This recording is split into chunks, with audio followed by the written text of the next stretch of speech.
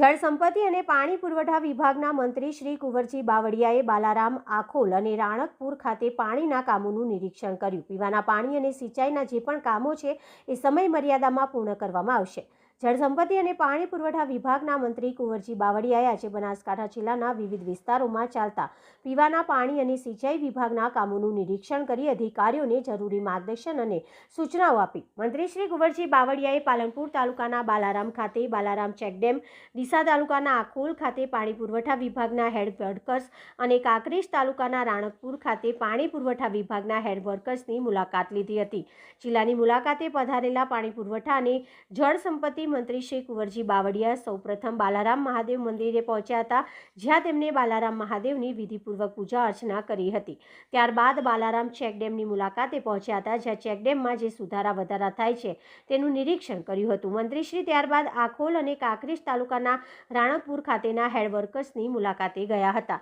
મંત્રી શ્રી કુંવરજી બાવળિયાએ જણાવ્યું કે બાલારામ ચેકડેમ 2008-9માં મંજૂર થયો હતો। ત્યારબાદ લાંબા સમય સુધી મંજૂરીના અભાવે કામ સ્થગિત હતું। ત્યાર પછી ઘણી રજૂઆતો બાદ બાલારામ ચેકડેમ બનાવવાની મંજૂરી મળી હતી।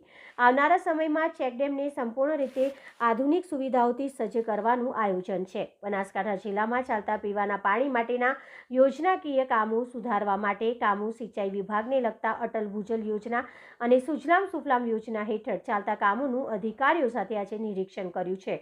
કોઈપણ કામમાં વિલંબ ન થાય એ માટે અધિકારીઓને સૂચના આપી છે। સુજલામ સુફલામ યોજનામાં ખૂબ સારા પ્રમાણમાં કામો થઈ રહ્યા છે, ત્યારે આ કામો ગુણવત્તાયુક્ત થાય અને પાણીના સંચય સાથે થાય તે માટે પાણી પુરવઠા વિભાગ સતત ચિંતિત છે। આવનારા દિવસોમાં પણ આ કામ ચાલુ રહેશે અને બાકી રહેલા કામો સમય મર્યાદામાં પૂર્ણ કરવામાં આવશે।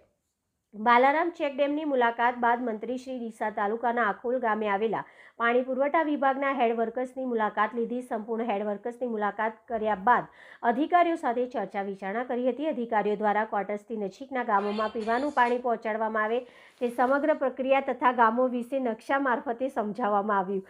આ પ્રસંગે ધારાસભ્ય શ્રી અનિકેતભાઈ ઠાકોર, મેરુજી દુંગ, ભીખુસિંહ ડાભી, કિસાન અગ્રણી શ્રી માવજીભાઈ લો, પ્રાંત અધિકારીઓ, પાણી પુરવઠા અધિકારીઓ તથા ડીસા મુકામે મુખ્ય ઇજનેર શ્રી ભાવિક રાઠોડ, અધિક્ષક ઇજનેર શ્રી, કાર્યપાલક ઇજનેર શ્રી DM બુંબાડિયા, નાયબ કલેક્ટર સહિત મોટી સંખ્યામાં પદાધિકારી અને અધિકારીઓ હાજર રહ્યા હતા। Reporter Jayantibhai Patel, DD news live 24 Banaskantha. Banaskantha જિલ્લામાં ખાસ કરીને સિંચાઈ અને પીવાના પાણીના પ્રશ્નો અંગે આ વિસ્તારના સન્માનીય ધારાસભ્યો અને અમારા પાર્ટીના સંગઠનના હોદ્દેદારોની ઈચ્છા હતી કે જે કંઈ યોજનાઓ શરૂ છે, બની રહી છે, એ યોજનાઓ એની મુલાકાત થાય અને સમયસર પૂર્ણ થાય એવી અમારા આ વિસ્તારના આગેવાનોને આગ્રહ હતો।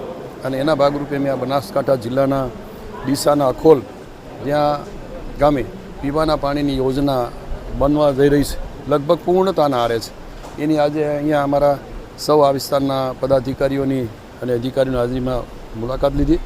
આગામી દિવસમાં આ 15 દિવસમાં પૂર્ણ થાય પછી આ વિસ્તારના લોકોને આની પીવાના પાણીની સુવિધા ઉપલબ્ધ થાય એ રીતનું મારું આયોજન હતું ને એના માટે આજે મુલાકાત લીધી।